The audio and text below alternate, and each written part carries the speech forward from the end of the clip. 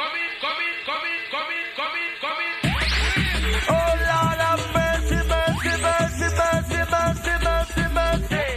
oi, this is Raw, the 90s Rave Podcast with your resident host, Tom Latcham. And do we have a treat for you and me today? Our guest is one of the most highly regarded rave MCs in history, a man who, despite no longer living in the UK and barely performing here, is still a huge crowd favourite and is at ease MCing on both Happy Hardcore and Jungle. He's so good, they named him twice. He is, of course, Emcee. And he joins us now on Zoom from his home in LA. Hello, Maurice. How are you? Hey, I'm great, mate. How are you, Tom? Yeah, I'm all right, thanks. Cheers for joining us. So we just said you are one of the most much-loved MCs, despite the fact you've barely performed in the UK for 20 years, and you live in LA, which, by my reckoning, must be around about 10 o'clock now in the morn?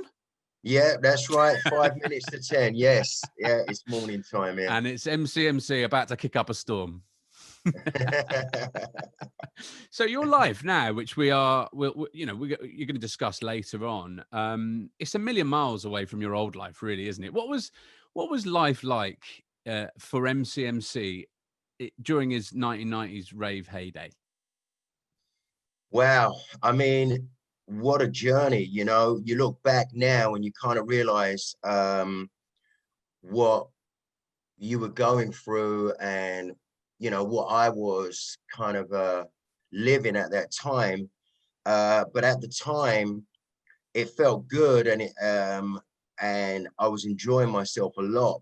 But I don't think I really realized what was going on. It was kind of just doing what I needed to do in order to satisfy my artistic goals and being out there and doing it.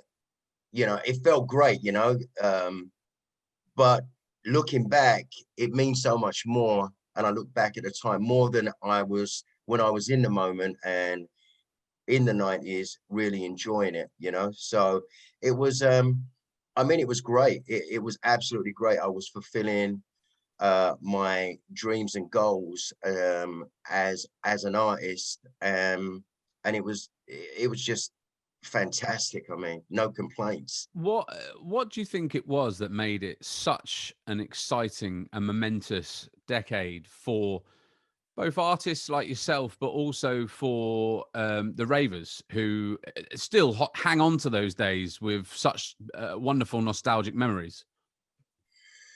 Yeah, well, you know, I started off as a raver. So from a raving standpoint, I think it was just exciting, especially in the 90s when, you know, big raves, you didn't know where you were going, right? There was all this anticipation building up. We're going to go out. We don't know where we're going. There's a car full of us and we're going to end up in the countryside, a part of the country we've never been, in the dark.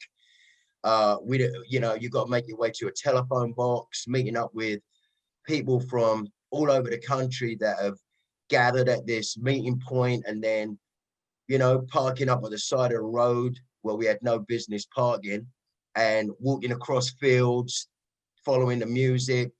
I think it was really discovering something really new that had never happened. You know, for my generation, we heard about, you know, early days of Glastonbury and Woodstock. And I think it kind of was starting to create that for us. And it was just excitement and just not being monitored by the authorities as such. Like, you'd go somewhere and it was just like, you know, you didn't know what to expect. So I think from a rave standpoint, the 90s were very exciting and a time of discovery of music. I think for artists, it was also a time of transition for a lot of artists, having come from various backgrounds and musical influences, just finding a music that was encompassing the energy of that time, the youth of that time, but also bringing in those musical influences that artists have grown up with.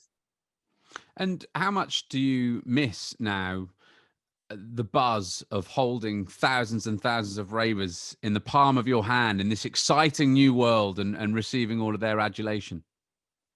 Well, to be honest with you, I don't really miss it. I don't really miss it. I am very happy and I'm also proud of myself that I lived it and I stepped out kind of, I left when I felt was a good time to leave, right? I didn't want to fade into the background and I started to feel that was happening a bit with some of the changes. It was becoming more and more challenging for me personally. And I mean, I lived it, you know, I lived those dreams. I performed on the biggest stages. I traveled the world. So I don't really miss it. I embrace the future and just, I'm in a different part of my life and wanted to basically grow out of that and have that be a period of my life that I could look back on fondly. And I'm doing this, I do the same with the rest of my life. So I really enjoy where I'm at now. And I'm also looking forward to the future. We'll probably talk a little bit about it later, but I'm interested. I've heard another interview with you where you said you had an exit strategy from the scene and you enacted it. And I wonder whether your departure from the scene has led you to maintain your popularity in a way, and in a slightly different way. And we'll come on to Stevie Hyper-D a bit later, but Stevie passed away, and so when people pass away, they become lionized in their death because you can't see them anymore and you can't hear them perform anymore. And although you haven't passed away yourself, you don't perform that much. So I wonder if there's a sort of a similarity there in how you're viewed by ravers. It feels like it to me, but I don't know what you think. I think so. I don't know, but I feel kind of the same as you. It seems that as I look back or I get comments on Facebook or people reaching out to me, it then seems that, yeah, I made the right choice to kind of step out and people, I think, you know, it's always better to miss someone than they're always there in your face and then dying, fading into the background, which was really what I didn't want to do. I didn't want my legacy in the scene to be somebody that was struggling to keep on. That's why I really did, you know, want to have an exit strategy from the scene. Well, you're listening to Raw the 90s Rave podcast with me, Tom Latcham, and Emcee. We've just got a bit of his view on the 90s rave scene and his legacy. We're going to explore more of that later on. But Maurice, actually, I shouldn't have said that because I've just preempted our next slot. We're going to do a get to know you segment where we find absolutely fine, absolutely fine. Where we find out a little bit more about our guests. So let's do a little quick fire round for you. Find out a little bit about you as a person. Quickly, full name. Maurice Joseph Alain Capillaire. So it's a long name. Now, the funny thing about it is my first name is actually Joseph. Doesn't quite work though, does it, with the old MCJC? Nah. Yeah, right. So, you know, my dad's name was Louis Maurice, but everybody called him Maurice. And I was the youngest and I was named after him. So everyone in the house called me Little Maurice. So I grew up, you know, pretty much all my life until I was about 13, 14, thinking that my first name was Maurice, right? I've kind of changed it. It's Maurice, Maurice, right? But in England, you know, Maurice kind of had the connotation of, you know, oh, Maurice, you know, and I didn't really like that. So everyone called me Maurice, you know, East London, Maurice. And I was like, yeah, Maurice, I'm Maurice. But in my culture, they take your middle name and they put it first. So I was after my dad. And it was funny because it was only the first time I went to the doctors on my own. And they said, your name? And I said, yeah, Maurice. And they were like, we don't have a Maurice down here. I was like, Capillaire, and they were like, no, we have a Joseph. And I was like, oh, Joseph Maurice. I went, oh, that's me. So, until you're about 30, you're taking responsibility and going to appointments on your own and things like that, I didn't even realize. So, yeah, Maurice is what I go by. Okay. And do you want to be called Morris or Maurice? I prefer Maurice now. It takes me back to my roots and my dad, and yeah. Okay. And how and just to cut in there, the reason I went to Maurice, because it was a bit of when I moved to America, I'd say I'm Maurice, and they'd be like, Mars, and they just I was like, what's going on? No one can get my name, and I was like, this ain't working. And I'm very big on introductions and first impressions, right? So I was like, I got to do something. So I switched back, and I even made my now wife, my girlfriend at the time, she was like, Maurice. And I said, no, I'm going to go by Maurice, my original name. So I even had to train her to change back to Maurice. So that's why I kind of went back as well. Funny little. Well, it's quite an American. They do like a Maurice in America, don't they? They don't. They don't do a Maurice. How old are you? I'm 55. And looking good on it. Where did you grow up? Whereabouts in East London? Whereabouts? Suburb of East London. On the verge of borders of Dagenham, a place called Goodmays, Ilford. So just on the outskirts of East London. A big area, actually, as we've discovered in these podcasts, for rave music in the 90s. Interesting to explore those reasons why. We might do so a bit later. You live now in LA, so we don't have to ask you that. We know that. What's your relationship status? I'm married. I've been married for 17 years now. Blimey, well done. Any kids, and how old are they? Yeah, so I have 3 children here with my wife in America. I have an 11-year-old boy, a 10-year-old girl, and my youngest is a boy. He'll be 8 next month. Okay, very good. But I also have, sorry to cut you, but I also have children from a past relationship. I have a daughter that's 32. That's given me 2 grandchildren, and then I have a son who's 20 years old. Wow. Okay. There's a lot going on in your family. You've got a lot of children, grandchildren. In terms of music, what's your favorite non-rave tune? Non-rave tune, really, rare groove is where I'm at. So something like Silver Shadow or Atlantic Star, Frankie Beverly. I listen to some Washington, Grover Washington Jr., some old like jazz funk. Usually feel good, uplifting tunes. Okay. What's the most famous person you've ever met? I've met a few, like Tom Hanks, but I would say the one I probably was closest to would be Erykah Badu.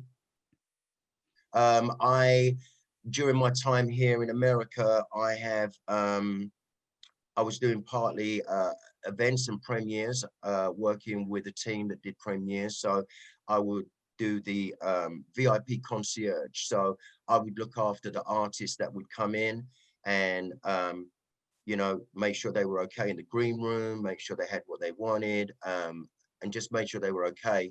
And Erykah Badu, I say, was one of the most eccentric and one of the biggest artists. Yeah. Nice. Were there any absolute rotters? No, not really. No, not really, to be honest with you. Well, that's good. Well, that's good. Surprising, but good to know. And do you have any sporting heroes? Yeah, sporting hero would be Muhammad Ali. Why? No, I'm only joking. And what would you say is your best quality? My best quality, I think, is my positivity. Okay. I always try and have a positive outlook at it. Even when things are bad, I have faith that things are going to work out, and I try and be positive.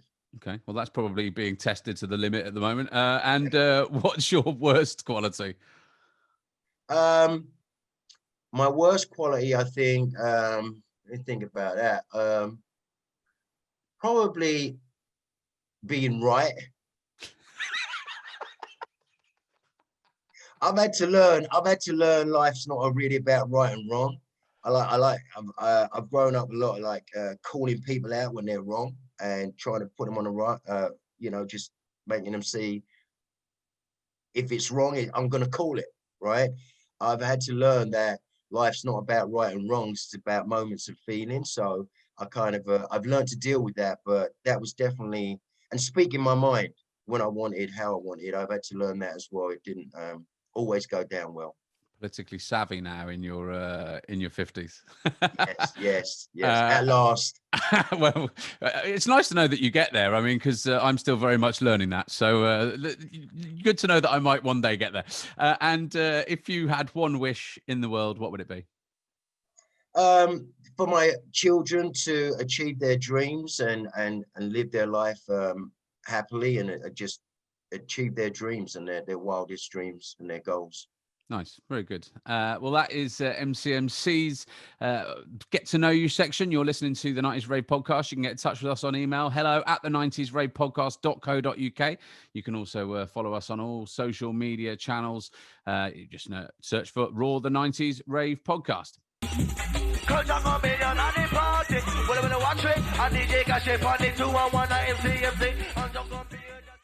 So, Maurice, you were born in East London. We've discovered that in the 1970s. What was life like in the Capillaire household? Was it a musical place?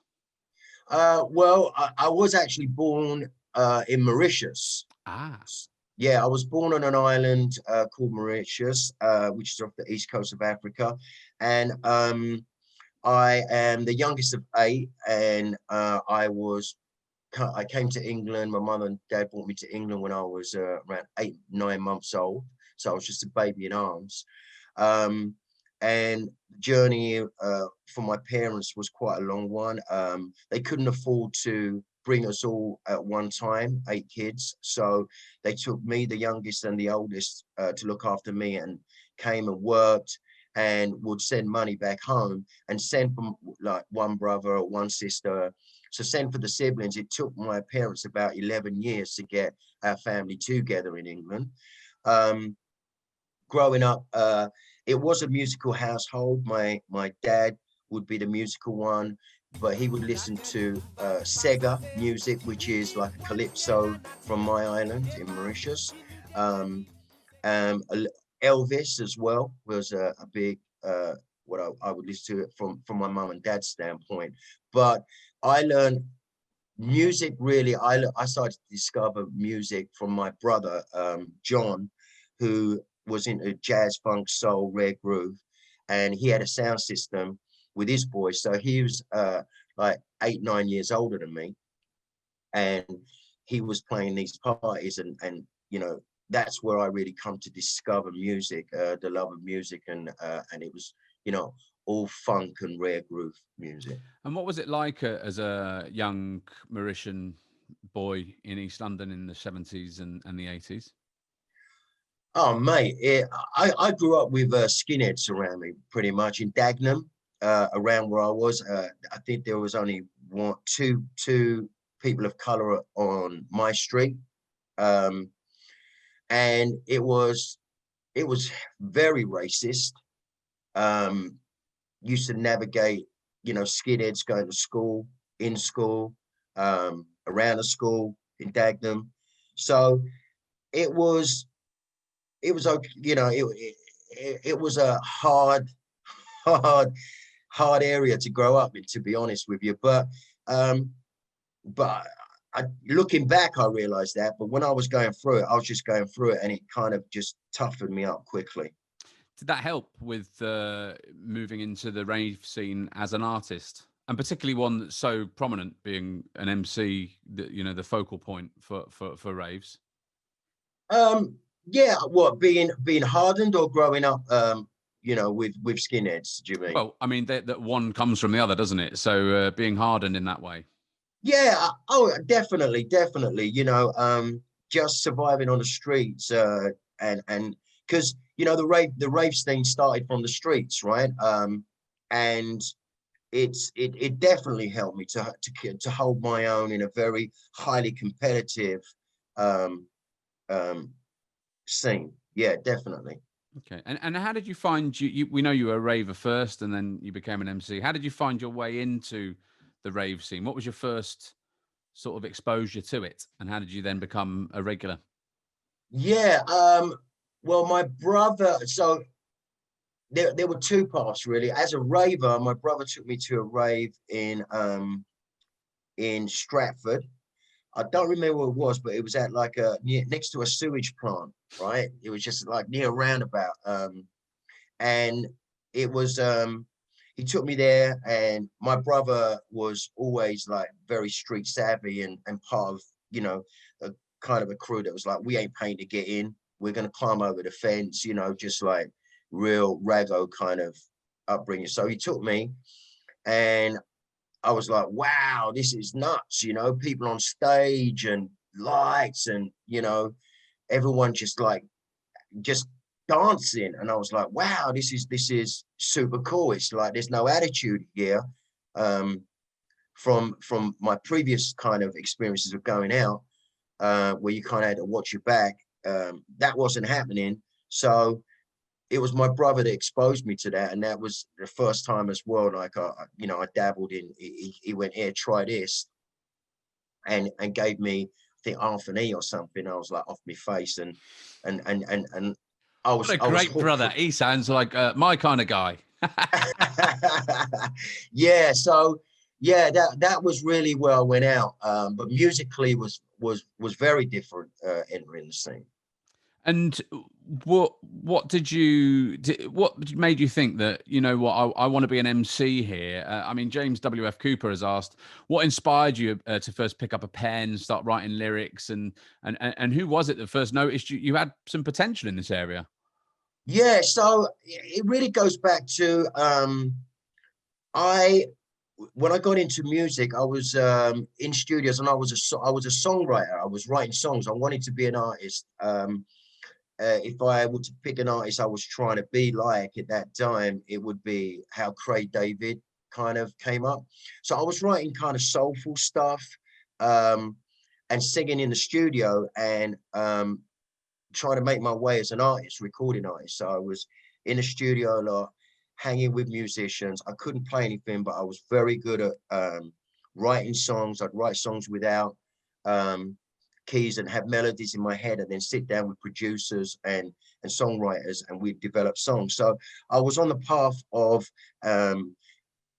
being an artist, and I got myself a record deal with an independent label, and but that fell through right at the end. Just when we had the recordings together, they went bust. So I was left with my tapes, and I was a little bit discouraged. And what happened was I was in the studio one day with Travis from Satin Storm, and he said, "Hey," he said, "Hey, Maurice, you MC, right?" And I'm like, "Well, I'm a lyricist, right? You know, sing. I'm not a rapper, but I write lyrics. That's what I do." And he said, "Oh, I know somebody that's looking for a front man. They've got a record deal, and they're looking for a front man." And they were like, "Are you interested?" I said, "Sure." So they gave me the number. I called up and spoke to them, and it was a band called Pneumatic. And I went to their flat, right? And they had a little studio there in their flat, and they were like, "You know, what do you do?" and everything else. I was telling them I'm a lyricist and everything else, and they were like, "Well, we've just got a deal with XL Recordings. We're going on a tour, and you know, we need a front man." So I was like, "Okay." And I always remember the night before I went, I called one of my mates over, and I said, I've got a meeting with this group tomorrow. They got a record deal or something. So he came over, and I started writing lyrics and playing music and just practicing for hours with him, right? And so I went there, and I went there prepared, and they were playing me some breakbeat tunes that they had. And I was just rhyming over it, and they were just like, "Oh, yeah, are you available?" And I was like, "Sure." So next thing I knew, I was literally on tour, and I was standing, I'd play a few gigs, and the gigs were getting bigger and bigger as we were going through the tour. And I'll always remember one day I was at a huge event, first time, a big, huge event. And they're like, oh yeah, who's on stage? You know, well, only Prodigy, you know. I'm like, what?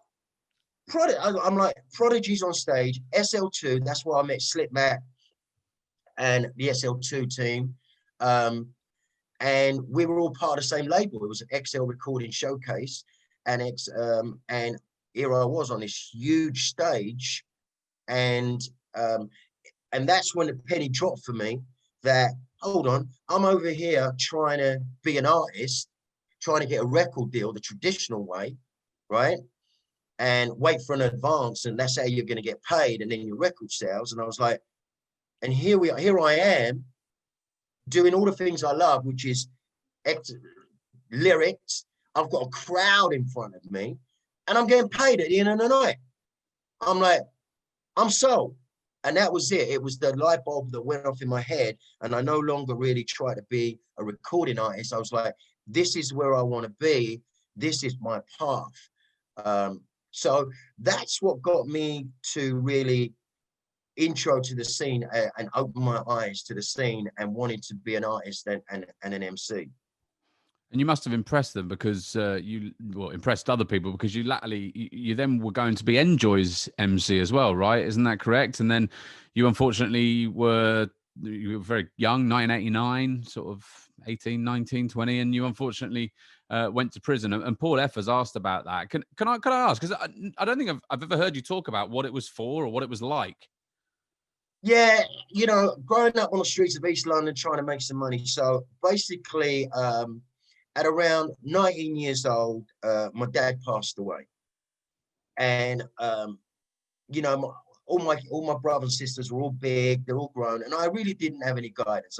No one sat me down and said, look, you know, Dad's passed, how you feeling, what's going on? And I was at home with my mum, living at home with my mum, and I saw my mum struggling because she wasn't getting the income coming in. And I'm trying to get jobs, and I couldn't get a job. And I just was really, really at a low point in my life when I was about 19. Lost, really, as a kid, lost. And I started hanging around with some of the boys and met some boys that were driving flash cars, had TVs in their cars. And I was like, what? Right? I'm like, what is going on? And they were like, oh, well, you know, we're doing this and that. And I said, well, what's this and that? And they were like, we're doing burglary.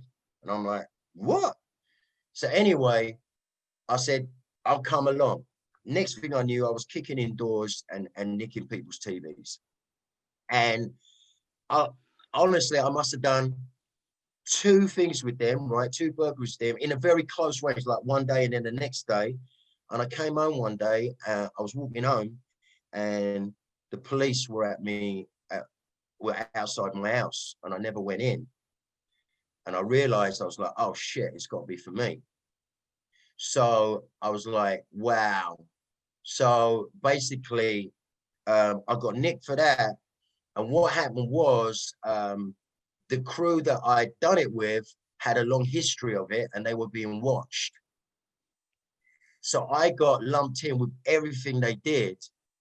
And that's when I got 5 years, but 2 years concurrent. So, you know, 2 years. That's a long time for burglaries. I mean, oh, mate, it was my it was my first offense, my very first involvement with the police. And I got, and the reason was because of the severity of what they had been doing, and I just got lumped in with them.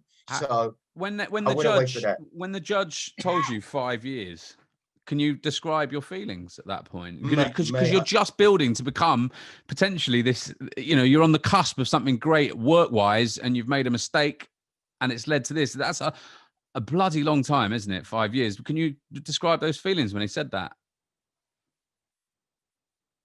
Yeah, so, you know, making sure the timeline is right. This was before I kind of started doing the music, right? This was just before. I was still dabbling in the music, and I was like, oh, I want to do this. I'm writing songs, but I wasn't getting anywhere. So this was before the pneumatic thing kicked in. But yeah, when I was in court, because of the 2 offenses that they lumped me with, they gave me 2 5-year sentences. First they said 2 years, then 5 years, and then 5 years for something else. And then they said concurrent, but I didn't know what concurrent meant. So I thought, shit, I've got 5 years. So honestly, mate, the ground opened up and swallowed me in. And on top of being lost as a young man, my dad not being around, seeing my mum suffer, and then this to happen, by far the lowest point of my life. What was it like inside? At first, I got moved around a couple of London jails like Brixton, Pentonville, and that was hard because straight away I was in, on my own in a single cell. Wasn't used to that, and that was tough. Like a 23-hour bang up, come out for lunch, walk around the yard. That was it. Next, yeah.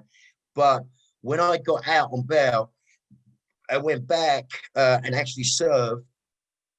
I went to a youth prison because I was 19 and 20. It was 20 by the time they sentenced me. And I went to Ipswich, a prison in Ipswich, and it was an open prison. So while I was far away from everything, it wasn't having that experience of being banged up for 23 hours. I was like, well, I'll take this any day. And so you're actually finding lockdown very, very straightforward. Yeah, right. What is it about you? Did you at that point, did that focus your mind? Because we've interviewed a few people, a lot of people in drum and bass scene, of course, came from the streets, and therefore they were inclined to behavior that did put them behind bars. Brian G, for example, talks about how music saved him from a life of crime. Did it focus your mind and make you think, I'm never coming back here again? Oh, 100%. And I'd say it's probably the best thing that happened to me, that I got banged up early, because it made me realize this is not a life for me. Right. So, I learned the lesson earlier on. A lot of my friends and that didn't learn that lesson. They got away with stuff and then ended up serving bigger sentences later on in their life. And did you spend the time to work on your craft at all? Like we often hear, Emcee Jr. went to prison and then he came back out. We've interviewed Force and Stars, and he came back out and Helter Skelter Nightlife 99, and he just, he just went mad on the mic, and it's one of the most fantastic pieces of MC, and I've heard certainly from him. And he was practicing it on the wing. and you hear a lot of people, like Fearless as an example. We'll talk about him later. But he was on the wing and he was working on, listening to some sets and his headphones on his Walkman and writing, working on his craft. Did you do that? No, not really. I think my mind was still lost, right? Because lost my dad, banged up. Within that time as well, that from bail to being banged up, I met my daughter Jade's mum, and we started dating. And we just had Jade, my daughter. So I wasn't thinking musically at all. I was just trying to survive and just get through it on a day-to-day basis. I really didn't have focus at that point. So had you just become a father when you were imprisoned? Correct. Yeah. Fucking in between getting out on bail and getting sentenced, I became a dad. Yeah. I mean, that must be one of the worst feelings. I mean, because not only are you getting 5 years for your first offence, you got a kid outside. I mean, the feeling must be so helpless. Yeah. It was also, feeling I let my mum down. She had to come and visit me and everything else. So yeah, but I got to tell you, to this day, I discovered the power of making your dreams come true when I was actually in jail. And it was, while I wasn't writing, so I wasn't focused on music, but a friend of mine, a good school friend of mine, sent me a book, and it was Thinking with PMA, Positive Mental Attitude. And it was the first time I'd read something which was empowering, like self-improvement. And there was a chapter, I'll always remember this, and I've lived by this rule for the rest of my life from the moment I read it. It gave you exercises to kind of relax, like tense your eyes, tense your head, relax, and then move through your body, and then fade off into a dream, right? And dream your biggest dream. Allow your mind to dream. And my dream, I always remember, was I was on a stage and there were thousands of people in front of me and there were lights going off, and I felt this rush come through my body. And that was the dream. That was actually the dream. And later on in life, I'll always remember I had that dream come back to me while I was on stage. And it came back to me. I was in front of the crowd. I was like, wow, this is it. This is when I was locked up in a room all those years ago. It made it. So that's how I live my life. And that's basically what's carried me through life, is dream big and go for your dreams. Well, you did dream big, and you made it. Frankly, I think it's impossible to deny otherwise. Can you describe your style as an MC? Do you see yourself as a hype man, a lyricist, a bit of both? What is your style? I say a bit of both, but I always want to be a crowd pleaser. I wanted to be a crowd pleaser. My first ambitions to be anything as a kid was to be an actor. When I was in my final years of high school, I got into the National Youth Theatre. Right. Yeah, and I wanted to be an actor. And what happened was I went home. You know, it was a real honor to be part of this. It was a school program through the British Isles, and they chose around 12 kids from the whole of the country, Scotland and Ireland, to be part of this program. And I went through. And after it, they asked me to stay into and do a production, but there was no money in it, right? So I went home and I said, Mom, Dad, I've got into the National Youth Fair. Yeah, I'm going to be an actor. And they said, oh, no, Maurice, no, you have to get a job. We can't pay for this. We have to get a job. So basically, you know, no fault of their own, but they killed my dream. They killed my dream. They thought they thought they were trying to help, right? Yeah, they definitely. Like I say, no fault of their own, right? They're born from a different, you know, world, right? Different time and place and everything else. So I rebelled. And that's what got me into music. I totally rebelled against. I started growing dreadlocks. I got into sound system. And that's where I really came in, was reggae.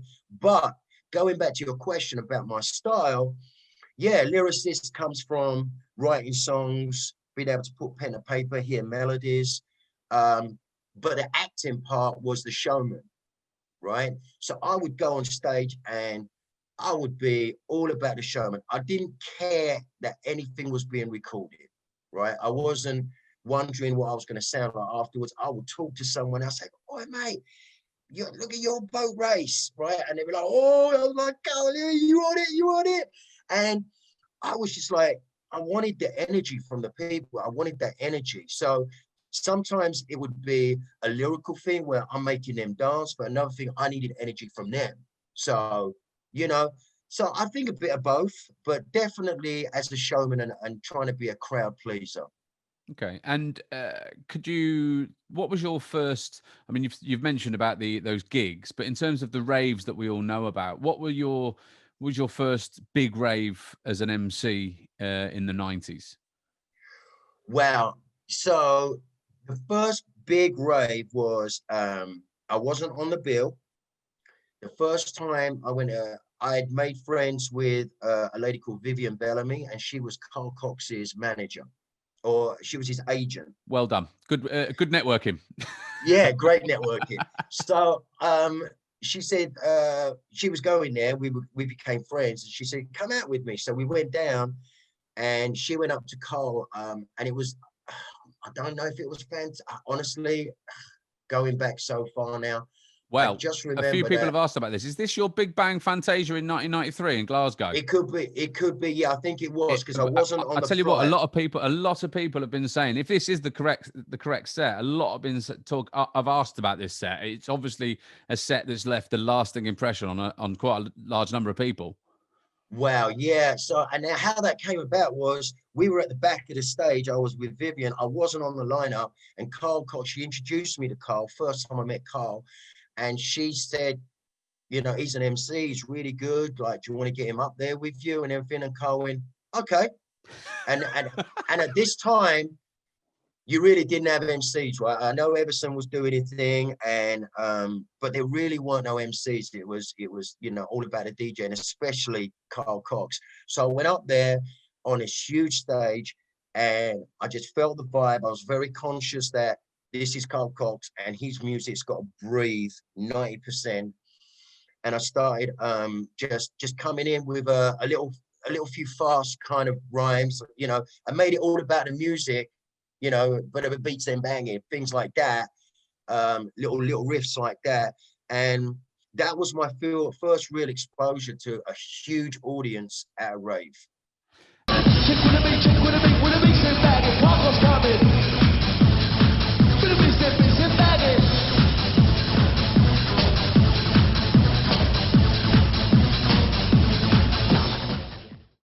Were you bricking it? A bit, but I learned very early on, in even with acting, is that nerves, embrace your nerves, and when you feel nervous about going up on stage or so, that means something big's about to happen, and you need to embrace that, and that's energy that you use. So yeah, you're bricking it, but you're excited at the same time. And if you don't have nerves, then I guess you're not really, you're not on that edge. You're not pushing yourself to that limit, and therefore you're never going to get that full exposure. And so after that, things must have grown at a rate of knots. And that's the beauty, I think, of the 90s rave scene that we find. It's just that things move so quickly. So, you know, you're talking, you know, your first gig there, you must have then started getting booked a lot more. How did you then grow from a guy that just sort of blagged a set on Carl Cox at Fantasia to being a main act, who a lot of people that we've been, you know, when we asked for questions, have said Emcee is one of the very few MCs that I would have just paid to go and watch, you know, if they were on the bill. That's very rare. Wow. Well, that's great to hear. So it really went from being on stage with Carl Cox and then having that exposure with Pneumatic and going out on tour. I took that, what we were going out on tour, and what I used to do was I used to make friends with the promoters or the stage managers, right? So I started taking numbers down, and I used that as leverage to get on a bill. So I would call promoters up, say, I'm not on tour right now, I'm Pneumatic's thing, you know, we're looking at another tour coming up. I'd always say, we're going on tour with Prodigy again. So as a promoter, you're not going to ignore that, right? I mean, so, and I would say, but I'm available, you know, you got any events? And they were like, oh yeah, we'll have you. So I started getting booked for, and started making friends with promoters. I learned very early on that promoters were king, you know? So if you want to get on a bill, it's promoters, and then DJs are next, right? You gotta befriend and just make sure you have an alliance with the DJs. So that's how we kind of rolled, and then it started being on bigger stages, but then it was also getting into the scene, the club scene, because I wasn't really in the club scene. I was doing the big events, but then naturally, these promoters from clubs they're very aware of Fantasia and these, you know, Together as One, and you know, some big raves anyway, and they were like, oh yeah, you're MC, like they knew me. I was like, well, I'm available, can I come and play at your club? And then I started really networking with more of the street promoters, and getting in and creating, just I'd do a set and they loved me, and I got business sense and, you know, my personality, and it took off from there, really.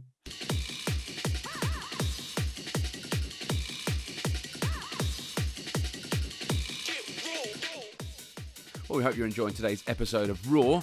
But now's where we ask you, inevitably, for your help to keep this project rolling on. We're a tight-knit team of 4 working part-time for free, taking no wages at this project to create this podcast, and it's quite a serious undertaking alongside our normal day jobs. Hopefully you can see from our progression from audio to video in the few months since we started this podcast that, thanks to your ongoing donations, we've managed to improve our equipment. And I'm pleased to say your generosity means this podcast now washes its own face in terms of costs, which is absolutely great news. And thank you so much to any of you who've donated. We've got big plans for the future, but we aren't going to be able to do it without your support. So if you want us to keep making Raw, you're going to need to keep on funding Raw, and that will help with the cost of renting or buying recording kit and paying expenses to travel the country and interview more of your favourite rave artists from the 90s. So if you can spare anything at all, no matter how big or how small, you can do so at gofundme.com/the 90s Rave Podcast. That URL again is gofundme.com/the 90s Rave Podcast. And if you're not in a position to donate, because we know it's a tough time for everybody, you can instead help by subscribing and sharing our content on YouTube, Facebook, Instagram, and Twitter. You just need to search for Raw, the 90s Rave Podcast. Go and do that now, please. Massive love and respect to each and every one of you. And what sort of style of DJs suited you best? DJs, early days, Andy C, right, was always a DJ I like working with. This was before he was big. This was when at Telepathy. We used to play in some pub down in Forest Gate, I think. And you'd be lucky if sometimes it was a Telepathy event. And sometimes there'd be like 15 people in there, and sometimes it'd be packed. But I'd go in every week and Andy would be in there. And I always loved the beats that Andy used to throw down. So breakbeat, always like DJs with that would allow play more of a breakbeat style that would allow for me to jump in and get some lyrics going on. And Ben Zarunner has asked, what was your favourite rave to perform at outside of the big multi-arena events? Because you were sort of the voice of Helter Skelter, so I assume that's one of your favourites of the big multi-arena. Oh yeah, absolutely Helter Skelter. So two come to mind very fondly. Elevation became my home. I became the resident. Really, me and Funky, the promoter, became really best friends. I was actually best man at his wedding. But his events were always great, whether they'd be in a club or whether they'd be at the Roller Express. The other one that I always enjoyed and looked forward to, and they're quite rare, were Orange at the Hippodrome. For a couple of reasons. First of all, you're in the Hippodrome, right? No street kids going in a Hippodrome. It's a tourist club, right? But when you're at such a beautiful place, when you get in there, and we would do it on Carnival weekend, and it would be raggo and dark, mate. You would have to watch your back in that place, and I loved it because that's where I came from. Because my first real emceeing outside of the scene came from soundboy clashes or sound house parties. You know, you're in a corner, no one can see you, they can only hear your voice if you're on the mic over reggae music. So it took me back to those days. And so Orange at the Hippodrome, absolutely. But then, you know, Elevation anywhere. Did you like those dingy, dark raves better? Yeah. Because, it just... Even when the guns were going off in the mid-90s and all that business?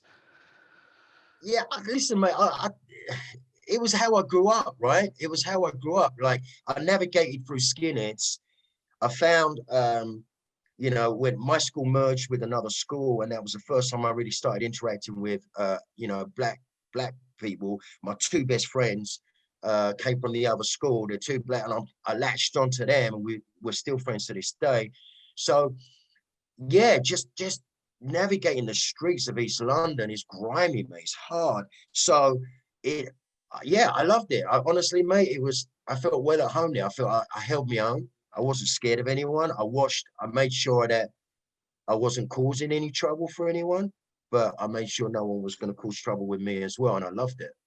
And what were the worst raves that you ever played? Do any jump to mind of just like, God, that was a nightmare. I hated that. Um, I didn't. I mean, later on, not in the 90s so much. I was just happy to do any rave, and I enjoyed some more than others, but I never kind of hated a rave. But after the 90s, when I started touring with Adam F and J Magic, we would play somewhere like colleges. I never enjoyed doing college events. But no, I didn't really hate anything. I loved it all. I took it all. Did you ever get ripped off? Because a lot of people, a lot of DJs say, if you've been a DJ or an artist, there is no way you haven't at some point been ripped off by a promoter. Were there? Did you ever, or did you manage to navigate that as well? Yeah, absolutely. I never really got ripped. To be honest with you, the way I came to the scene, coming off of the back of Pneumatic, coming off of big events, coming into the club scene, I always found I got that respect, right? So I'd do an event, and I was always open to doing it cheap, you know. I'd even do some events for nothing. So most of the promoters I worked with never messed with me, you know, and I never really had that issue, to be honest with you. That's good. And one of the things that a lot of MCs, it seems like a pain in the arse, frankly, is the shouts. But they are sort of integral, and people love getting them. They love hearing themselves again on the tapes. How did you feel about shouts?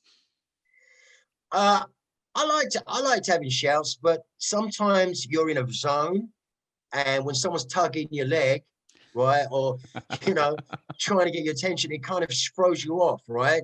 So being an MC, you're navigating a lot of things. You're listening to the DJ, and you're connecting the DJ to the crowd.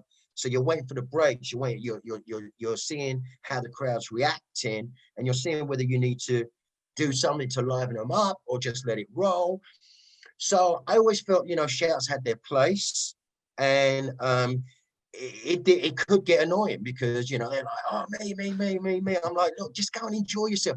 I liken it to, I see crowds nowadays and they got their phone up. I'm like, look, you're in the moment. Be in the moment, right? So, because that's what I was always about, being in the moment. So it didn't really bother me, but it could get annoying sometimes. You talked a little bit earlier about Carl Cox and about how you let the music breathe. I think there's probably a lot of MCs that don't get that, and a lot of DJs will complain that a lot of MCs don't get that. You are one of the people you see, people who talk about you now do say that was the beauty of him. And you went to it's the same with GQ. It's the same with the very, very top ones. It's like they know when to shut up, because ultimately without the music it's just you shouting down a microphone. But without the MC, the music still plays. How much of that do you think came from that very first moment when you got on stage with Carl Cox and you were like, I've got to let this breathe? And did you then go, did you know that before, or did you realize that on that moment, because you were the nobody and he's the big DJ and you're getting this opportunity, you can't, shout a load of stuff over it. You got to, let the music do its work. How much was that you already knew, or how much did that you learn that on that night that then shaped your future career? I would say that I was always in tune that it was the DJ that was the main attraction, and people paid to come and see the DJ. And and the other thing that kept me humble was when you're working with DJs that are legends, and probably the ones that taught me the biggest lesson and made me say, I need to, pipe up a bit more and just, let it roll, would be Fabio Groove and Hype.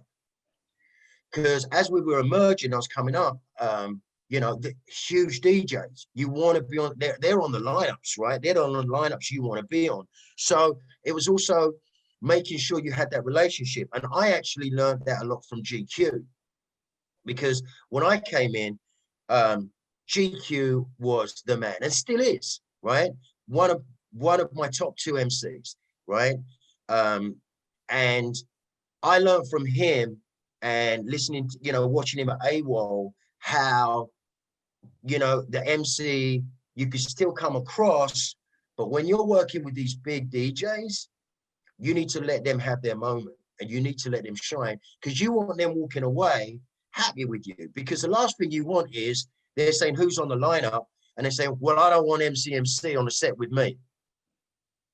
Right? And that would happen. That would happen. DJs would get booked and they say, I don't want this MC. I only want him, or I don't want no one, because there was too much talking going on. Now, if I was playing in a smaller club, right, and the DJ didn't have such a big name, I'd be all over that set. I wouldn't be paying mind to his breaks and his breathing. I'd be like, this is my, this is like, it's like practice. Let's go. Let's have it, And they enjoyed that too, because they bounced off the energy. And so it was always depending on who the DJ was, and yeah, just learning to navigate. That's how I learned to navigate that.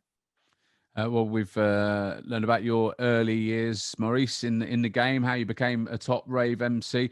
You've mentioned a couple of MCs, a couple of other MCs, so we're going to fillet you for some your views on other MCs, because obviously jungle and drum and bass has become such a haven for MCs.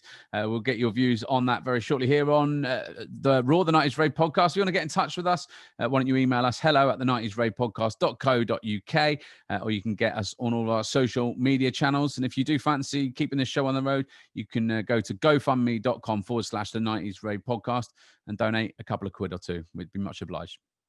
We are going to set it up, fix it up, time for the trying up. When what's up with them, yes, can I rock on the mic tonight? Singing DJ pop me left, rip up on me right. Original man boy with the rich wine.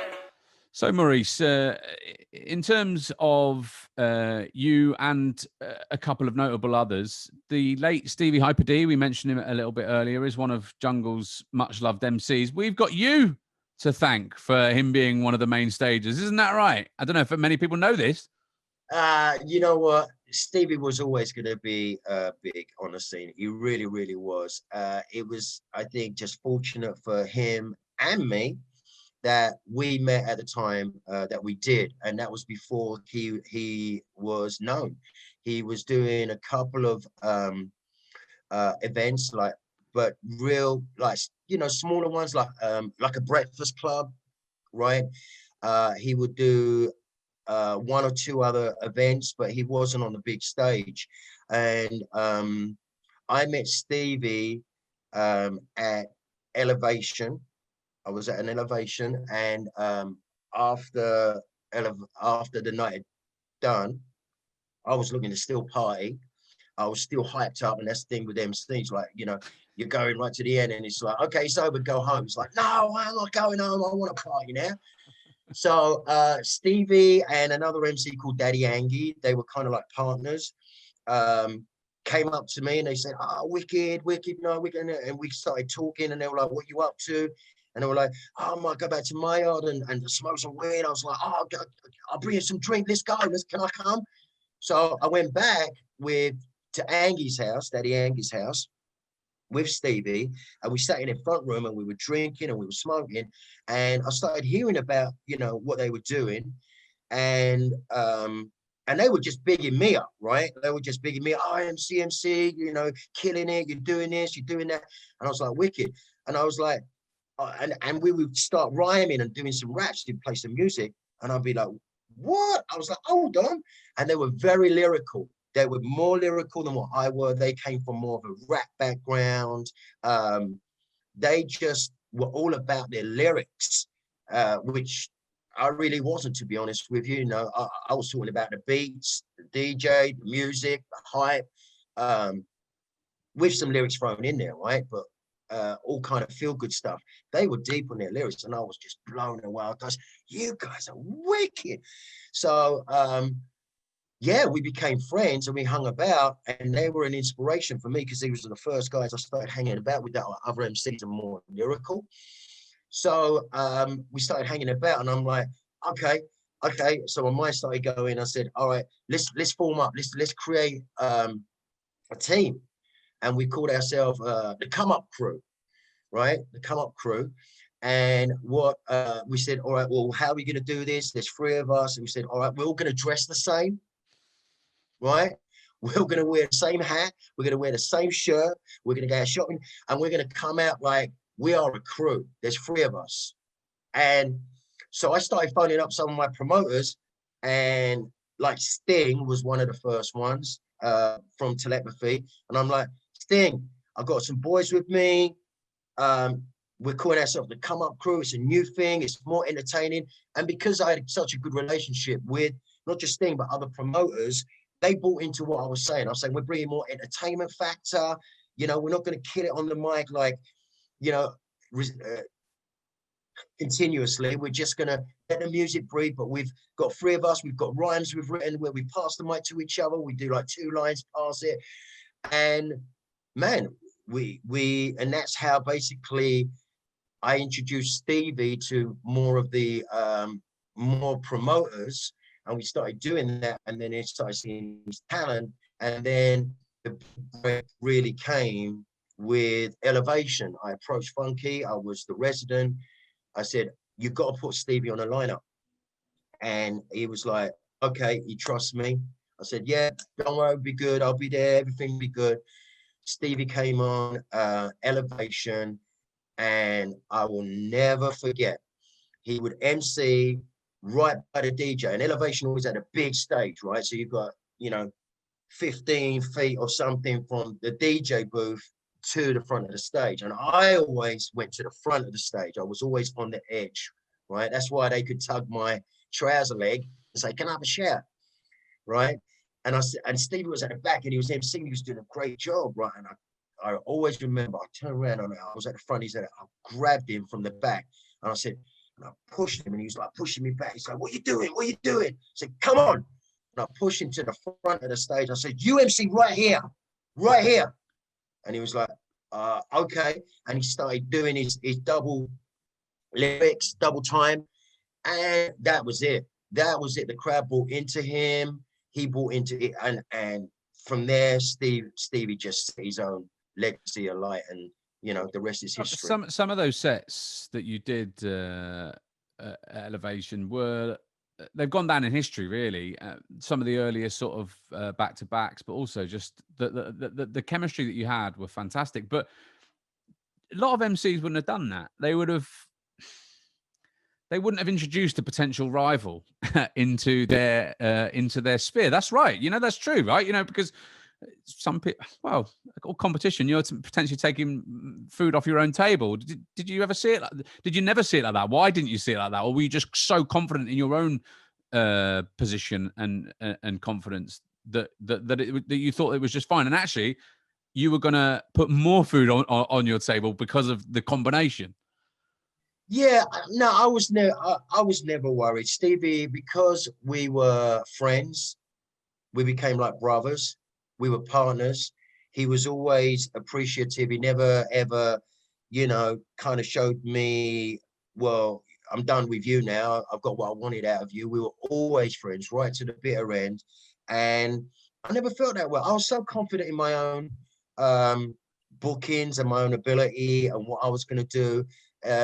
I never, ever, ever saw Stevie as a threat. Like maybe I saw some of the other MCs or how, you know, our relationship was. With Stevie, it was totally different. It was a brother thing. I wanted to help him out. I thought he could help me out. I was excited to partner with someone.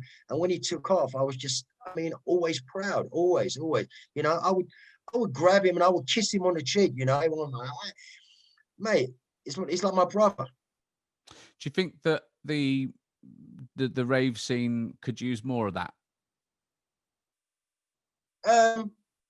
I don't know, maybe not. I don't know. I mean, I think competition's always healthy.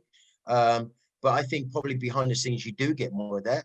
Maybe not in the sense of who's rising to the top, because I think Stevie was unique like that, right? So I'm sure other DJs or MCs helping other MCs and work with them, but maybe they're just not rising to the top, right? Stevie was unique like that. He rose straight to the top, and rightly so, because he brought that double time to the scene. He brought it. No one else. Stevie. Stevie was the original man. And let me tell you, we talked a little bit about DJs and space, giving them space. Stevie gave no one space. Not one DJ. Didn't give a crap. I used to say to him, you got to be careful, mate. You got to let the DJ. He goes, nah, man. Right?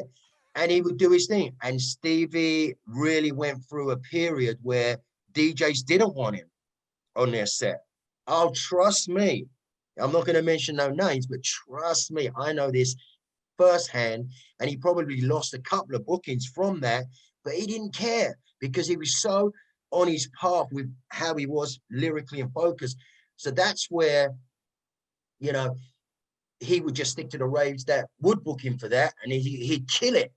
And then he just started building such a fan base. It was, and like I say, we all know the rest, right? And how did your on-stage relationship work? How did you manage to not talk over each other? Would you practice away from raves to make sure that you wouldn't, you know, cramp each other's style, or you know, you just knew exactly at which point that the mic would go across?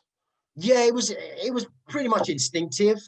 We would either do 8 bars because I kind of knew his lyrics, he knew mine. So if I know he's going into this, he's going to go into an 8 bar and he's going to do a chorus, right? So I'll jump in on the chorus, and then he'll come out and I'm in, or he'll do 4 and then maybe a little nudge while he's doing his 4. That means I'm in next. I do my 4, he comes back in, right? And there were even times where it would be, because like I said, Stevie didn't want to be quiet. He didn't want to. That I'd be like, signal him, yo, now we're going to be quiet. Right. So you had to tell him to be quiet sometimes. oh yeah, listen, Stevie would chat, man. I mean, he loved it so, and he was so good at it. He would chat. He would, yeah. Did you ever fall out? Not really. No, not really. No, we didn't fall out. No, that's good. I mean, that's impressive, really. And you've got a photo of yourself up together at home. I've seen it. You look like Bubba's, so young. You must remember him daily. I do. Me and Stevie actually started recording, we were going to do, you know, because I was still in the background while I was emceeing, thinking, okay, I want to make a tune, and I got some investors in, started to create a label try and make an imprint that way, and it was going to be an EP with me and Stevie. So we had photo shoots and everything else, but the EP just didn't make it to the final product. So I have some great photos of me and Stevie dressed up, you know, looking like we're going to be on an EP cover. You look like a sort of street version of the Ghostbusters. Yeah, we had a few outfit changes. Yeah. So some lovely photos, and he obviously, of course, as we mentioned, he passed away. That was in July 1998. How did you find out? And again, can you recall that feeling? I assume it must have been another one of your lowest points, aside from being sentenced to jail. Yeah, I mean, I don't recall exactly, but I believe it was Funky from Elevation who got the word first and then called me. And then I called Daddy Angie, because Angie, if you remember, I said, you know, I met Angie and Stevie together, but Angie kind of started doing his own thing and me and Stevie stayed in the scene. But yeah, it was heartbreaking. It was a shock. It was heartbreaking, and yeah, real, you know, an eye-opener as well, you know, how frail life is and what we have. So yeah, it was a real shock. If he hadn't passed away, obviously we're just making this up, it's imaginary, but if he hadn't passed away, what do you think he would have gone on to? Well, Stevie would have definitely, he was already doing this, would have been a recording artist. He would have been making a lot of tracks. He was already doing this, and there's still some stuff out there. I think that he would have probably grown and did his own events as well.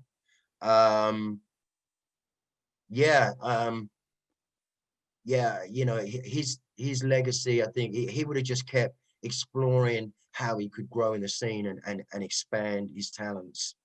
He didn't have an out strategy like yourself. I don't think so. No. From my conversations with him, he really didn't. He'd still be kicking it to this day. And you've mentioned that you've got two favorite MCs, and you mentioned GQ. I assume the other one is Stevie Hyper-D. Which other MCs though did you rate and really like, and why? Yeah. So Stevie was my ultimate favorite, but he's no longer with us here. So I would say that Dynamite, anytime, anywhere, any place. Dynamite and GQ. But so those two, for their the way they can host, but when they jump in with lyrics, it's so on point, so energetic. Their voices, they just really have the package for me. But when I look back, when I look at MCs, I see I pretty much rate everyone, to be honest with you, especially in the drum and bass jungle scene. 5-0, Moose, I mean, legends, mate, legends. And, coming from the dancehall scene, the reggae scene as well, Navigator, but Skibbity, and Shabba. I've watched Shabba in front of my eyes just become who he became, like a legend. So when you say, it's funny because when I think back now, I think the same way that Shabba went on with Skibber is how I would see Stevie, right? Because I will always remember we would be at Telepathy and this would be playing and Stevie would be on the mic and Shabba, I think he was so young, right? And fresh faced, he'd be looking and I saw, I'd see him look at Stevie like, what the heck, And it was Stevie that had that double time and Shabba obviously took it to his own.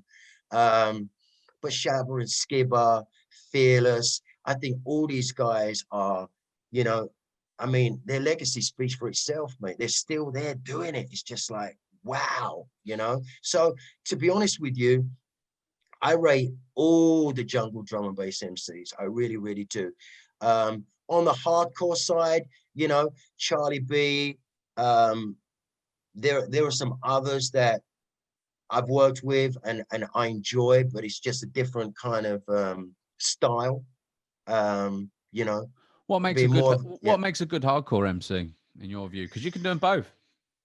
Yeah. What makes a good hardcore MC? I think is to find a melody within the 4/4. Right? If you're just shouting, then it just becomes like another beat in it. But once you find melodies in that 4/4, you stand out and you take the track with it. You kind of give it a different component. So yeah, that's I think for hardcore. Well, I'm going to talk to you more about hardcore MCs probably in episode 2. But one name you mentioned there is Fearless, and a few people have asked us about an interview that Fearless gave where he said you were never close. You had a fallout after you warned him off from being friends with your then girlfriend DJ Rap, and then you stopped getting bookings in London. Is that correct? Mate, listen. Honestly, I don't recall having. I honestly don't recall having a word with Fearless. Were we friends? No, we were never friends. We were never friends. We've never hung out afterwards. I remember on occasions we might be backstage and smoking a split or something, right? But if he said it, maybe it was. Look, I don't recall. And I have no bad feelings or anything. I rate him. I mean, seriously, he's a dope MC. Maybe at that time, I felt like he was competition and just didn't give him the love maybe that he felt. But even with rap, I don't recall saying to anybody, you can't talk to rap. She was bigger than me, before me, right? So it wasn't, I don't remember ever going to anyone say, you can't talk to her, she's my girl now. It's like, but you did, no. There was a period though, wasn't there, where you did not get some of the bookings in London, and you had to go north and go around the country to get your bookings elsewhere. Did you know why? Surely this is the reason, right? Hell no, no, listen, no way, no way. So there is no way on this earth I didn't get bookings because of Fearless, right? I started getting booked less and less because London became more jungle drum and bass oriented, right? That's what happened. So because I was from the 90s and I came through the rave scene, some of the newer promoters that were booking and making these events didn't regard me as suitable for their lineup. And I went through, you know, a number of years actually looking at, shit, what's going on? Am I not popular anymore? So I would take what bookings I could because the bookings, the events that were coming up in London weren't so much on the rave tip. They were more on the jungle tip. And now you had Ragga Twins, Det, 5-0, Moose. It was the Navigator, Fearless. It was the usual crowd, and that's who they would book from that kind of, you know, from that pool of MCs. So yeah, that's why and for me, yeah, it was a time when I started questioning, is this the end of me now? Is this yeah, what is that? I was going to ask you, what does that do for an artist, and particularly an artist like an MC who is putting themselves out there? You base yourself on confidence, right? That is a confidence job. What does that do to an MC when they start to get that sort of existential crisis of like, am I done here? Like, what's going on? I'm not getting the bookings. I can't work it out. Yeah, it does. It does start to cause some kind of doubt in your mind about, you know, where you're at and where you're going. How I managed to kind of navigate through that was to stay true to myself, right? To know who I am and know what I love, right? I loved Ragga Jungle, and I would have loved nothing more than to be on those events. And once again, even my voice, right? I don't come across Ragga. I'm a Cockney, right? When I MC, I sound a bit like a Cockney, and that doesn't really work well in a Ragga rave, right? You know what I'm saying? You know, you are someone like this, you know what I mean? Hey, it's all of that instead of, oh, what's up, man? You get what I'm saying? I'm a totally different sound. So I took on the events that would come to me. My agent at that time was great, Tanya from UMC. And she would get me bookings. And really as I navigated through it and I kept getting more rave bookings up north and more rave, and feeling this way, I then came across Adam F. And I met with Adam, and I will tell you, I know, because he's told me that he reached out to a couple of MCs. He was going on tour, had to deal with EMI, he was going on tour. And he said, I'm thinking of taking MC out on tour with me. And there were, I don't know how many, but a few MCs said to Adam, no, you shouldn't take him. He's dead. Right?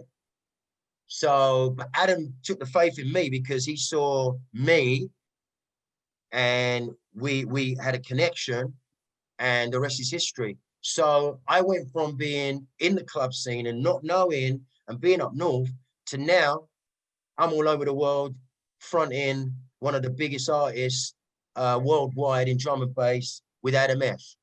Going to places I've never been. I wanted to go Brazil, Japan, and, you know, so. What if he hadn't stepped in? I don't know, woulda, coulda, shoulda, innit? I don't know. I don't know. I don't know.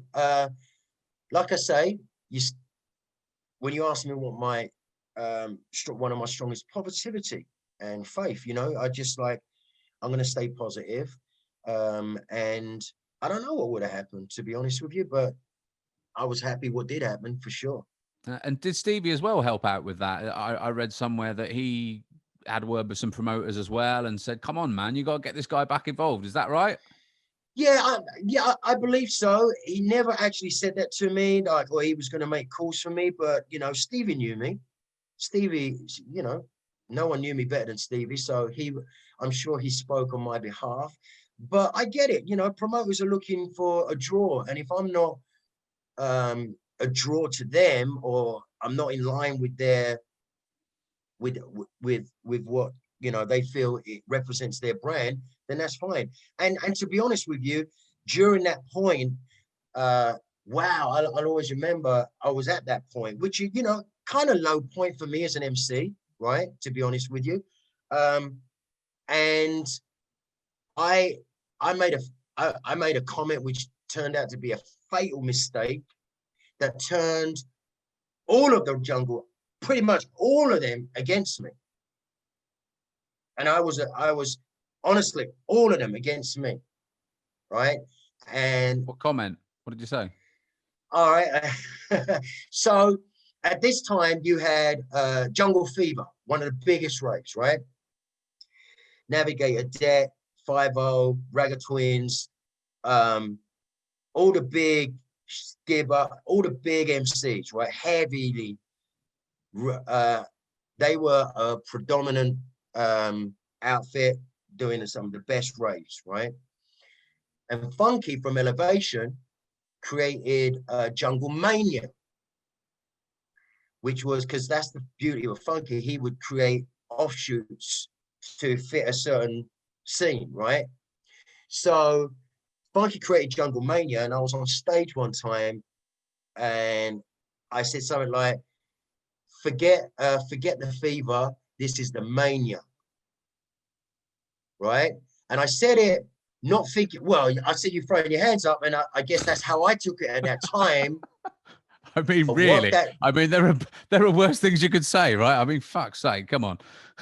Yeah, but let me tell you, mate, I woke up that night, they all went, some of the MCs went to do a pirate show, I think on Cool FM, because they were all on Cool, and they were just burying me on radio.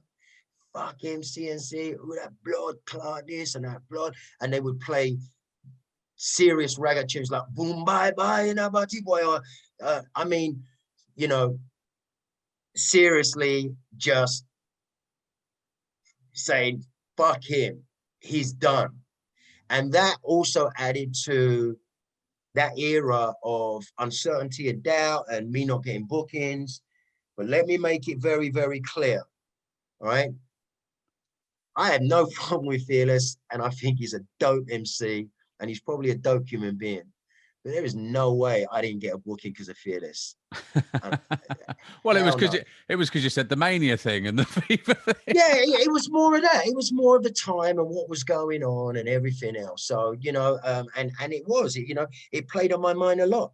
You know, I started seeing my bookings in London go down, and that's where I wanted to be honest with you, was, you know, I wanted to be in the grime of it all, because that's what I love. That's where I came from, you know. I wanted to be in the grimy events, but, you know, my success was also preventing me from doing that. Well, you did eventually come back, and you had several years again operating at the top.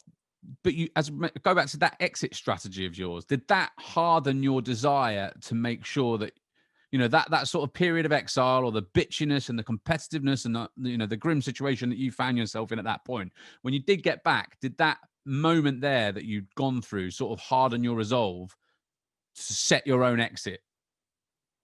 Absolutely. You know, absolutely. It kind of made me realize, well, what if this does go away? So, you know, I had my eye on an exit. I didn't know what that strategy was going to be, but I was always looking for it. How do I get out of this? How do I come out of this where I don't feel bitter, I feel great about it, and just move on with my life, right? Because I was adamant I was not going to be one of the oldest people in the room trying to be the youngest up on stage. And you know, my hair started going grey. So there was a period I was like, oh shit, look at me here. So I dyed it blonde. I went for a blonde period, and I was like, I'm going to dye it blonde, so you can't see no gray. And you know what? For me on stage, that's great because you know who I am and where I am, and it looks good, right? So, you know, I was always looking for I didn't know what it was going to be, but I was always looking for it. And when it appeared to me what it would be, I recognized it. Well, thank God you did, because it meant that you did have several years at the top. Well, we'll talk next in the next episode about your exit strategy and what you've been doing since you enacted that exit strategy, living up in sunny La La Land over in America, in a range of interesting and weird and different jobs. We're also as well going to talk about more about Happy Hardcore, because you were very, very good at emceeing both Happy Hardcore and Jungle, and I'm really keen to explore in the next episode your view on the split that happened, why it happened, and what it meant for the scene and for your career as well. That's Emcee. This is Raw, the 90s Rave Podcast. If you want to get in touch, hello at the 90s Rave Podcast.co.uk. All social media channels. We're live as well. If you want to watch it on video, we're on YouTube. Everything filmed from here on in. Get involved. Well, we hope you've enjoyed the latest episode of Raw. We've certainly enjoyed making it and bringing it to you, and we want to make more. But to do so, we are going to need some of your help, I'm afraid.